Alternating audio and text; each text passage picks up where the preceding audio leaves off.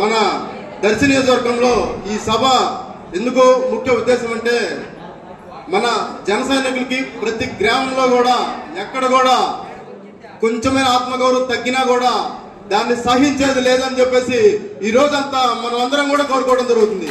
అదే విధంగా మన అధ్యక్షులు శ్రీ పవన్ కళ్యాణ్ గారే చెప్పారు, ఆత్మగౌరవం చాలా ఇంపార్టెంట్ అని చెప్పాడు.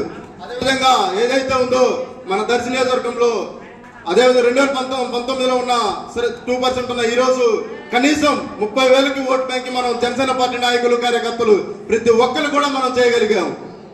అదేవిధంగా మన దర్శి నియోజకవర్గం టీడీపీ ఉమ్మడి అభ్యర్థిగా వచ్చిన శ్రీ గొట్టిపాటి లక్ష్మి గారు కానీ సరే ఎవరైనా మనం అందరినీ గౌరవించుకుంటూ పోతాం కాబట్టి. అదేవిధంగా నా దృష్టికి వచ్చిన ఒక విషయం ఏంటంటే తెలుగుదేశం పార్టీ నాయకులు కొంతమంది జనసేన అనేది ఏముంది అని అన్నారంట. నేను వాళ్ళకి ప్రత్యేకంగా చెప్తున్నాను, జనసేన అనేది ఏముందో అంటే మేము నిజంగా కార్యాచరణ చేయాలనుకుంటే జనసేన ఏముందో దర్శి నియోజకవర్గంలో ఖండాబద్ధంగా మేము చూపిస్తామని కూడా మీకు తెలియజేస్తున్నాం. ఎక్కడ కూడా మీరు ఎంత చేస్తారో మేము కూడా అంతే కష్టపడతామని కూడా తెలియజేస్తున్నాం.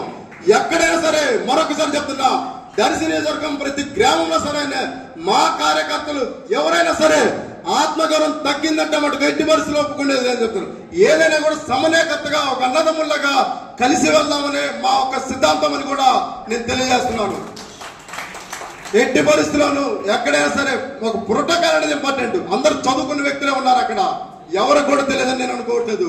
100% ప్రతి ఒక్కరు కూడా దాన్ని మనసులో ఉంచుకొని ఎక్కడేం మాట్లాడాలో తెలుసుకొని, మాకంటే మీకు వయసు ఎక్కువ ఉండొచ్చు, మాకు వయసు తక్కువ ఉండొచ్చు, కానీ ఆ మెలిగే క్రమంలో కొన్ని మాటలు చాలా ఇంపార్టెంట్ గా ఉంటాయని నేను తెలియజేస్తున్నాను.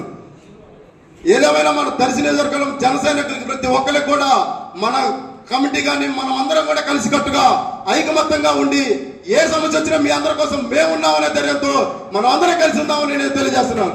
జై పవన్ కళ్యాణ్, జై పవన్ కళ్యాణ్, జై హింద్.